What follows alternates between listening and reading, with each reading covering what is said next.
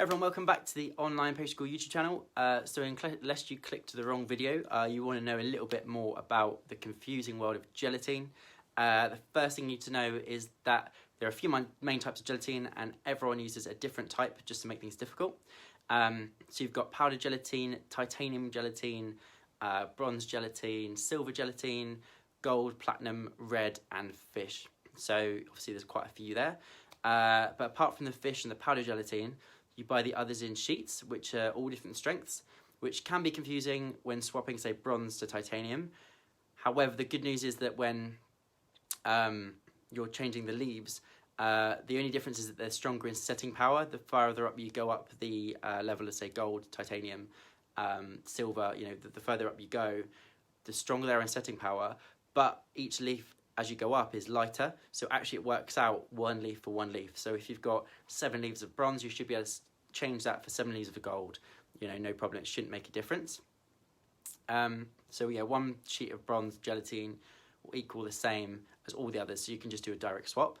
The gold, titanium, platinum names don't really mean the quality is different. It's just the higher up you go, the thinner the sheets are and the stronger the setting power is. So all it is that they can fit more into a packet. So that's pretty much it, is that it's just a marketing thing where people think it's better, but they're just buying more stock and it just costs more, and that's why. So it's a bit of unnecessary confusion, but we're kind of all used to that now with what's going on.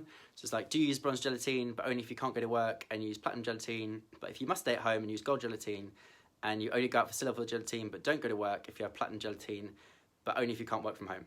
So that's pretty much gelatine summed up. So red gelatine is one that not many people know about, but it's really, all it is a dyed sheet of gelatine that's made dark red. So it gives you kind of a better colour if you're using you're doing like a berry glaze or something like that. It just stops you adding extra ingredients that are clear to the mix to stop it diluting the colour. So it's just to keep the colour out really. So there's no strength difference, it's just a different colour, and you can buy different colours just to make sure that your mix is perfectly red if you're doing a nice glaze. Don't forget you always need to soak your gelatin in cold water before you use it.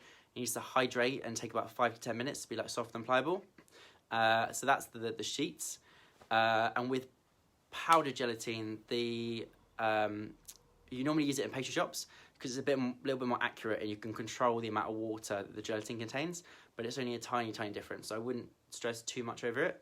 And the main reason for using powdered gelatine for me really is that's how you buy fish gelatine, and it's great to use when customers don't eat pork or beef, since kind of normal gelatine is made from pork skins or the collagen from beef bones. So you've got to be really careful with that, and with the fish gelatine you can just hydrate it and it goes into like a jelly and you can just use it as you would use normal gelatine, but obviously for any customers that don't eat beef or pork. To hydrate the powdered gelatine, all you need to do is weigh out your powder and then use 5 parts water to 1 part gelatine and just pour it into the bowl together, give it 10 minutes to soak up, and you have like a block of jelly. You can just use it as you would normally do for normal gelatine. With whatever you're making, don't forget that it can take sort of 2 to 5 hours to fully set with gelatine. People forget that. So, if I'm making panna cotta or jellies, then I'll always try and do it the night before. Just gives them overnight to set, and you'll find that, they get completely cold and they just don't seem like they're quite set. But when you leave them overnight, the full setting powder comes in, you've got a perfect panna cotta. If you've got a recipe that's absolutely on the money, and you're just trying to get it set straight away, within a few hours it won't be completely set even though it's cold. So if you're just making panna cottas that are just set, then make sure that you're doing it the night before, otherwise you'll come in the morning and they'll be rock solid. So if you want to know how gelatine is actually made, then subscribe to our channel and watch out for the video, which is coming soon. And if you want to get some new recipes and see our video cooking lessons, then check out the link below to visit the Online Pastry School, and I'll see you there.